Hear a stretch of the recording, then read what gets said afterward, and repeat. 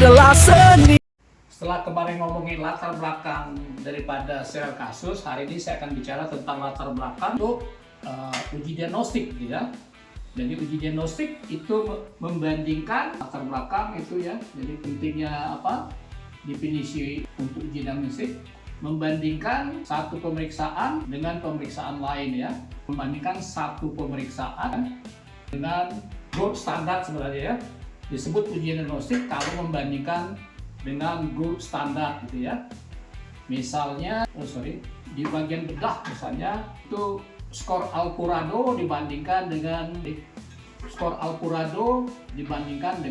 pemeriksaan PA ya.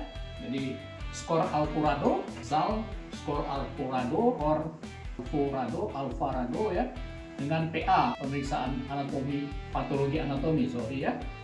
Bisa juga misalnya placenta di Obgyn gitu ya, placenta accreta score dengan PA gitu ya, atau ulcus pepticum ya, ulcus pepticum antara endoskopi misalnya dengan USG ya, versus USG ya, itu kira-kira ya. Jadi membandingkan satu pemeriksaan dengan gold standar ya, itu dulu ya.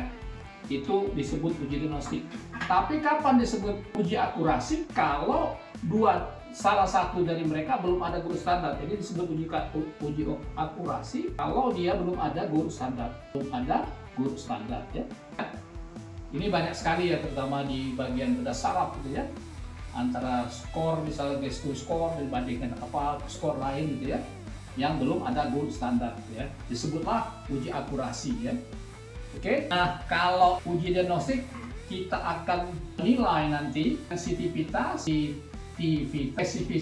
spesifisitas, nilai duga positif dan nilai duga negatif gitu ya.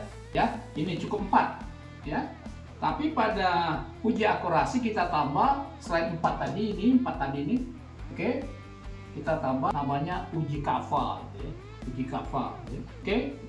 Itu membedakan antara uji diagnostik dan uji akurasi ya. Jadi membandingkan dua pemeriksaan, dan ini yang sering jadi perdebatan, tidak tergantung dengan prevalensi penyakit ya. Dia tidak tergantung dengan prevalensi penyakit. Jadi yang tergantung dengan prevalensi penyakit itu kalau penelitian cross-seksional. Cross-seksional itu nama lainnya adalah prevalence study. Jadi tidak tergantung dengan prevalence, mau 1% atau apa terserah, tinggal cara pengambilan sampelnya kalau dikecil ya dengan total sampling ya. Jadi dia tidak tergantung dari prevalence, bedanya dengan cross sectional ya, karena dia membandingkan alat saja ya. Oke, jadi latar belakangnya nanti hampir sama dengan skenario kasus ya. Jadi yang pertama kita ngomong dulu tentang besarnya masalah gitu ya. How managed problem is, berapa besar masalah, pentingnya ya, besarnya masalah. Jadi tentang penyakit yang akan diteliti dengan menggunakan alat itu, jadi tentang penyakit, jadi tentang disease yang diperiksa dengan alat itu atau skor ya, alat atau skor ya. Jadi kita ngomong dulu yang gold standarnya, atau yang selama ini sudah dipakai ya, gold standar dulu ya. Baru yang sering dipakai selama ini walaupun dia belum menjadi gold standard ya, yang sering dipakai. Ini seperti tadi, ini bisa 2 paragraf, ini juga 2 paragraf. Yang terakhir adalah alat baru ya, alat baru gitu ya. Baru tadi yang pentingnya why this study important ya, why pentingnya penelitian ini ya, this study is important ya. Misalnya kalau alat yang baru bisa portable, misalnya bisa diangkat-angkat ya, lebih mudah diterapkan atau apa ya. Ini untuk mempermudah diagnosa. Dan tolong diingat, uji diagnostik ini tujuannya ada 3 ya. Tujuannya ada 3 untuk mendiagnosa penyakit jelas ya, uji diagnostik, diagnosa penyakit ya. Kemudian untuk screening, penapisan, dan terakhir untuk mengetahui prevalence penyakit ya.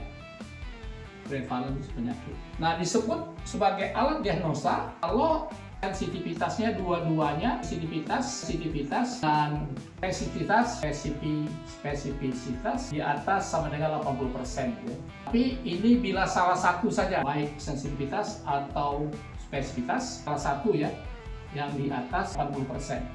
Ya. Jadi itu nanti kesimpulannya. Nah, kalau akurasi nanti juga alat itu bisa dipakai sebagai alat diagnosa dengan syarat akurasinya di atas sama dengan 80%. Oke? Jadi itu dulu tentang ujian diagnostik ya. Mudah-mudahan pertama jelas. Ya, silakan subscribe, like, and share. Terima kasih telah menonton.